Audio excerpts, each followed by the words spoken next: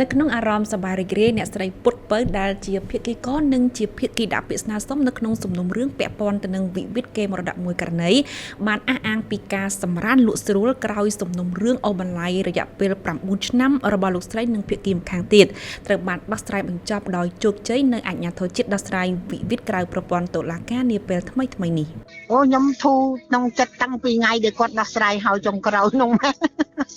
តាំងពីគាត់ដោះស្រាយហើយទៅគាត់អត់ទាន់ចុះមកឯណាគាត់ដោះស្រាយហើយចឹងទៅមកវិញគេងលក់ស្រួលអីស្រួលចឹងទៅវាលែងខ្វាយខ្វល់ហ្នឹងហើយអរគុណច្រើនហើយខាងមន្ត្រីអដកនឹងលោកអើយលោកខំជួយណាលោកអើយអត់បាយអត់ទឹកអាណិតដល់ខ្ញុំមួយថ្ងៃដោះស្រាយចុងក្រោយហ្នឹងទឹកចិត្តរបស់គាត់លះបង់ណាគាត់លះបង់មែនទែនការទៅដោះស្រាយនោះអត់បាយអត់ទឹកណាក្មួយអត់បាយអត់ទឹកអូអាណិតគាត់ណាខ្ញុំមានតែអាណិតគាត់វិញហ្នឹងហើយអត់មានអស់លុយកាក់អីទេសូម្បីតែខ្ញុំនេះដូចថាជាទឹកចិត្តរបស់ខ្ញុំឯណាខ្ញុំចង់អរគុណគាត់ជូនផ្លែឈើគាត់ដូចថាខ្ញុំនៅចការខ្ញុំមានចេកមានខ្នោអញ្ចឹងជូនគាត់ក៏អត់យកដែរក្មួយហ្នឹងហើយខ្ញុំថាខ្ញុំជូនចេកទៅលោកគ្រូអីចឹងផ្លែចេកផ្លែអីចឹងចការរបស់ខ្ញុំទេណាគាត់ថាគាត់អត់យកដែរហ្នឹងហើយអត់មានអស់លុយកាក់អីទេឥឡូវយើងងាកមកស្ដាប់ចំណាប់អារម្មណ៍របស់ភាគីខវិញម្ដងនោះគឺអ្នកស្រីហៃសុខហ៊ុនអ្នកស្រីហៃសុខហ៊ុនក៏បានលើកឡើងពីអរិយាប័ត្រដ៏ល្អរបស់មន្ត្រីសម្របសម្រួលដោះស្រាយវិវាទនៃអដក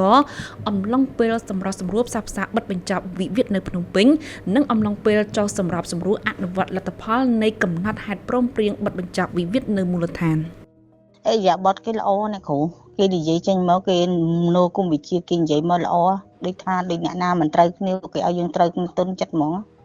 អញ្ចឹងគេការនិយាយគេដូចទុនភ្លុនណាក្នុងពើឲ្យប្រជាជនក្នុងប្រទេសកម្ពុជាហ្នឹងអញ្ជើញទៅមានការអីទំនាស់ទាស់នេះអីទៅកន្លែងហ្នឹងចោះព្រោះកន្លែងហ្នឹងគឺអាជាក្រិតអត់មានអ្នកណាឈ្នះណាចាញ់នេះឲ្យ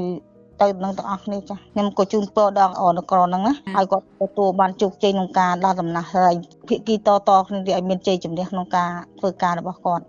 ដូចគ្នានឹងការយល់ឃើញរបស់អ្នកស្រីហៃសុខហ៊ុនដែរអ្នកស្រីពុតពៅដែលជាភាគីក៏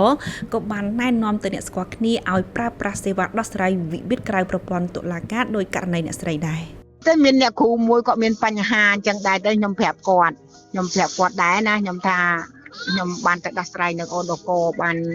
សម្រាប់ឥឡូវបន្តែយើងវាបាត់បោះអីខ្លះចឹងទៅទី1ក៏យើងយោគយល់មានមនោចេតនាខ្លះចឹងទៅអរគុណច្រើនហើយលោកឧបនាយករដ្ឋមន្ត្រីលោកសម្ដេចបវរធិបតីគាត់បង្កើតចឹងមកជាពលរដ្ឋយើងវាបានធូរច្រើនជាងនៅតុលាការខ្ញុំយល់ឃើញថាអញ្ចឹងណាគួរជម្រាបជូនថាចំណាប់អារម្មណ៍របស់ស្ត្រីទាំងពីរកើតមានឡើងបន្ទាប់ពីមន្ត្រីសម្របសម្រួលដោះស្រាយវិវាទនៃអដកបានចុះសម្របសម្រួលអនុវត្តលទ្ធផលនៃកំណត់ហេតុព្រមព្រៀងបិទបញ្ចប់វិវាទលើសំណុំរឿងពាក់ព័ន្ធទៅនឹងកេរមរតករបស់ស្ត្រីទាំងពីរស្ថិតនៅស្រុកស្រីសន្ធរខេត្តកំពង់ចាមនៅថ្ងៃប្រហ័សទី8ខែឧសភាឆ្នាំ2025បន្ទាប់ពីមានការស្នើសុំរបស់គូភាគីនិងដោយមានកិច្ចសហការល្អពីអាជ្ញាធរពាក់ព័ន្ធលោកហ៊ូប៊ុនណនមន្ត្រីសម្របសម្រួលដោះស្រាយវិវាទនៃអដកដែលចុះសម្របសម្រួលអនុវត្តលទ្ធផលនៃកំណត់ហេតុព្រមព្រៀងបិទបញ្ចប់វិវាទលើសំណុំរឿងពាក់ព័ន្ធនឹងកេរមរតកនេះបានឲ្យដឹងថាភាគីទាំងពីរបានព្រមព្រៀងសម្បទាឲ្យគ្នាទៅវិញទៅមកនៅក្នុងសំណុំរឿងនេះ